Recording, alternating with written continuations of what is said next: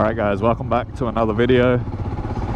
Just a quick one on the Royal Enfield Himalayan 450, what I think of it, what the specs are, whether I'm going to upgrade or not. But yeah guys, let's get into it. It's got 45 brake horsepower, up from the current 24. Big jump. 45 newton meters of torque. Again, another big jump. That's up from 24, I believe, as well. With just them two specs alone, puts the bike on a whole new level. They kept this chassis, or if they kept this chassis and just put those two things into it, it would already be an amazing bike. Because for me right now, the current model, it lacks a bit of power on the road. It lacks a bit of power for the two-up riding, especially uphill. I mean, I've had my gal on the back, and you know, we've been out and topping out at 60 going up a hill it's quite terrifying, honestly.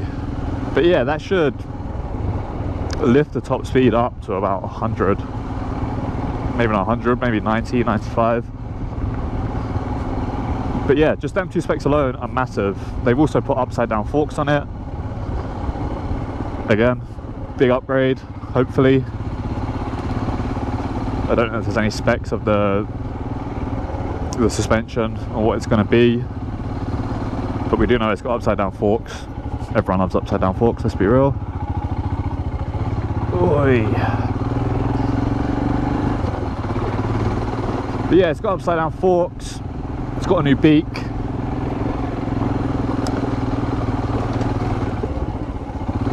Whoop.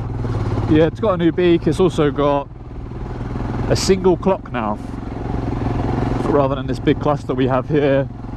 It's just one single clock. Pretty sure it's an analog tacho and a digital speedo. They are keeping the gear indicator, the trip meter obviously. We're losing the compass. We've already lost it in the newer models, but we're losing it for good. Quite sad about that one, honestly, but oh, this is horrible. Yeah, I'm quite sad about that. I love annoying a lucky biker and saying, oh, we're going due south right now, and he's like, you're such an idiot, it doesn't belong on a bike. But I think it's cool. It's just a little, you know, little thing. But yeah, they've got rid of that. It's a single clock now. I'll put a picture of the bike on the screen for you guys now, side by side with the current Himalayan. Let me know what you guys think. I prefer the old look, but each to their own, I guess. The new one looks a little bit more modern, not too much more modern, but the new beak looks a bit modern. I prefer the old one. But yeah, I'm not going to upgrade. I'm keeping this. I'm going to do the big bore kit and the camshaft upgrade, which again, when you think about it, the big bore on this and the camshaft puts you at 40 brake horsepower.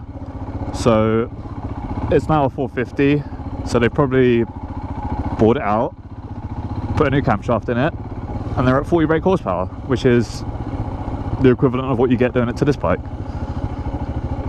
And for me, I prefer the old look, so I will keep this and do those mods myself. There's also another reason I bought the Himalayan, was to work on the bike myself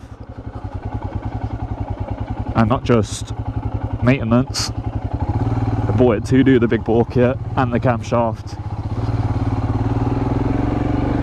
because I want to learn about the engines. I want to take them apart, and that's the good thing about this bike, is you can work on the engine. Like, it's such an open engine, it's such a simple engine. You don't have a lot of electronics, you know, the wiring loom, all that kind of stuff. I mean, you have a wiring loom, but it doesn't have as many sensors as, say, a BMW. BMW's full of electronics, this, nothing. So it's easy to work on. I love it. So yeah, that's my reason for not upgrading. Let me know what you guys think, whether you're going to upgrade or not. And yeah, let me know what you think of the bike as well, what it looks like, the looks wise. Oh, I hate rocky roads.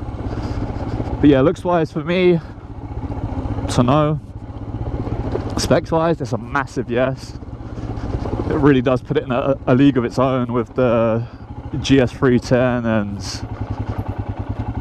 the KTM 390 Adventure. I was going to call it a Duke because it pretty much is just a Duke with a higher seat height, right?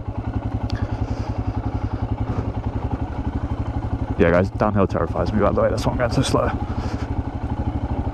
But yeah, it puts it in a league of its own, if not top of the class, really. What else do we have? We've got the KTM Adventure 390, we've got the BMW GS 310. Off the top of my head, I can't really think of anything else in the adventure category. I mean, if you want to put the Rally in there, I guess the Rally is technically an adventure bike. I don't think it will be better than the Rally. It's quite hard to beat that bike. Comfort wise, a lot more comfy. But yeah guys, let me know what you think in the comments. That's it from me. Till the next one guys, ride safe, like, comment, subscribe, and I'll see you in the next one. Peace.